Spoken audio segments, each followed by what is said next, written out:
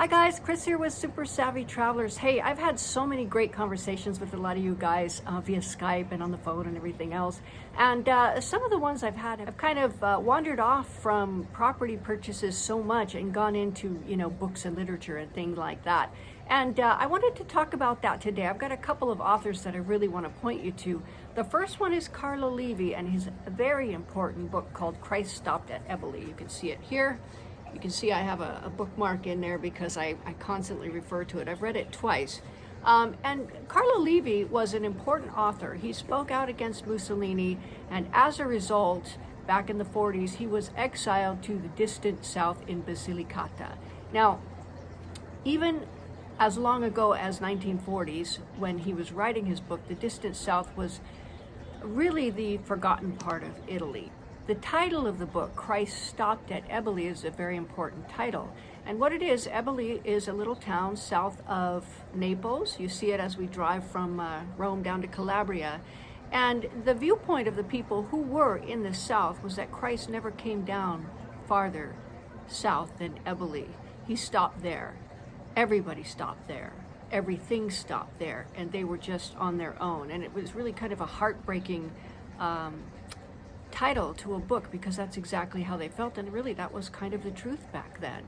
So cities like Matera, which today is a mecca for artists and an absolutely gorgeous town in Basilicata. We've been there. It's stunning. It's a very spiritual and beautiful place. But a few years ago, not that many years ago, and within one lifetime, it actually was sort of living in a hell, because people were starving. They were dying of malaria.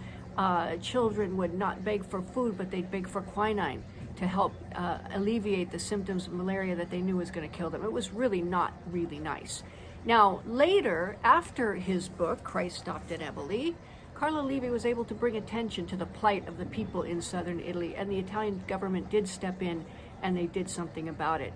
It's really very interesting, because today, when you go down to Calabria, when you go down to Basilicata, when you see Matera and the other areas and towns, you would never guess that just a few years ago they were living in such poverty and such blight.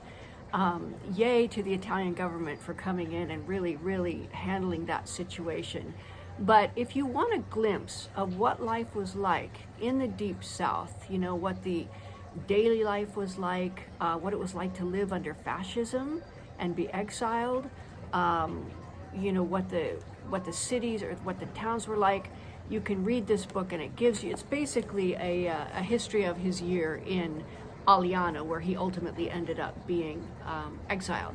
Now, a couple of years ago, when we were on our way to Matera, Pete and I, we had read Christ Stopped at Eboli, and then we went to Aliano, and we did a little tour to see where his house was, what the church was, and it's a very, very interesting place. Everything's all modern, but you see some of the things like they call it liocchi, right? Liocchi, and we ate at a restaurant called La Condo degli Occhi. And what it is the houses are made to look like they have eyes, and that's to keep evil away from the village and away from the house. You see these little eyeball houses all over, and it's really a very interesting little throwback to the time when there was where superstition was really rife, and that was kind of all they had back then.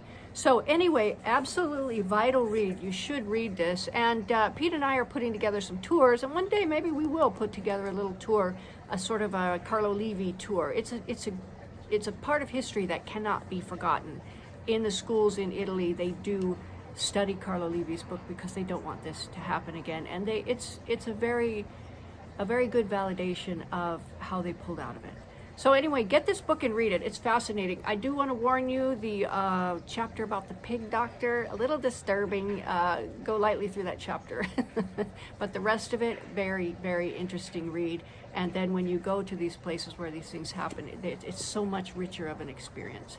So anyway, read the book. Hope you like it. I'm going to post something else on another author, specifically in our area in Calabria. So stay tuned.